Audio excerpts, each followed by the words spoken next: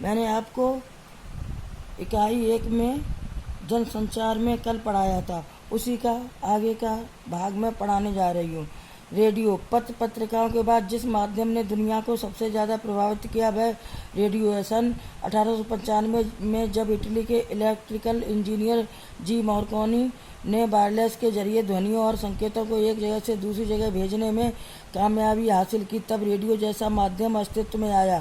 पहले विश्व युद्ध तक यह सूचनाओं के आदान प्रदान का एक महत्वपूर्ण औजार बन चुका था। भारत में 1892 में रेडियो की शुरुआत हुई। 1921 में मुंबई में टाइम्स ऑफ इंडिया ने डाकतार विभाग के सहयोग से संगीत कार्यक्रम प्रसारित किया।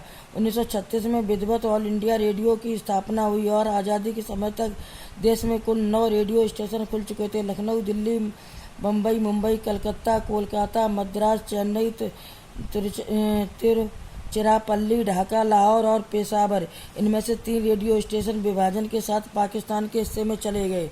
आज़ादी के बाद भारत में रेडियो एक बेहद ताकतवर माध्यम के रूप में विकसित हुआ। आज आकाशवाणी देश की 24 भाषाओं और 146 बोलियों में कार्यक्रम प्रस्तुत करती है। देश की 96% आबादी तक इसकी पहुंच है। 1993 में FM फ्रीक्वेंसी मॉड्यूलेशन की शुरुआत के बाद रेडियो के क्षेत्र में कई निजी कंपनियां भी आगे आई हैं, लेकिन अभी उन्हें समाचार और समसामयिक कार्यक्रमों के प्रसारण की अनुमति नहीं है। रेडियो एक ध्वनि माध्यम है। इसकी तात्कालिकता, घनिष्ठता और प्रभाव के कारण गांधी जी ने रेडियो को एक अद्भुत शक्ति कहा था।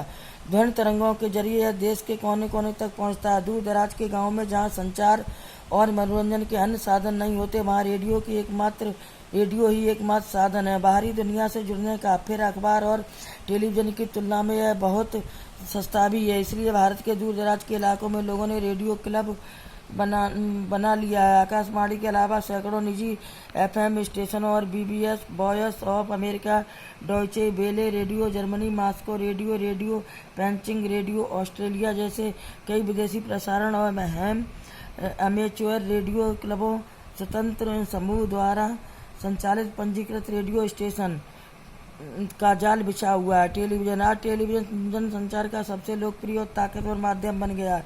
प्रिंट मीडिया के शब्द और रेडियो की ध्वनियों के साथ जब टेलीविज़न के दृश्य मिल जाते हैं तो सूचना की विश्वसनीयता कई गुना बढ़ जाती है। भारत में टेलीविज़न की शुरुआत यूनेस्को की एक शैक्षणिक परियोजना के अंतर्गत 15 सितंबर 1959 को हुई थी। इसका मकसद टेलीविज़न के जरिए शिक्षा और सामुदायिक विकास को प्रोत्साहित करना था। इसके तहत दिल्ली के आसपास के गाँव में 2 TV सेट लगाए गए, जिन्हें 200 लोगों ने देखा। यह हफ्ते में 2 बार 1 घंटे के लिए दिखाया जाता था। लेकिन 1965 में स्वतंत्रता दिवस से भारत में विधिवत TV सेवा का आरंभ हुआ। तब रोज 1 घंटे के लिए TV कार्यक्रम दिखाया जाने लगा। 1975 तक दिल्ली, मुंबई, श्रीनगर, अमृतसर, कोलकाता, मद्रास और लखनऊ में TV सेंटर खुल गए, लेकिन 1976 तक TV सेवा आकाशवाणी का हिस्सा थी। अप्रैल 1976 से इसे अलग कर दिया गया। इसे दूरदर्शन नाम दिया गया। 1984 में इसकी रजत जयंती मनाई गई। बच्चों, शेष पाठ कल पढ़ाएंगे।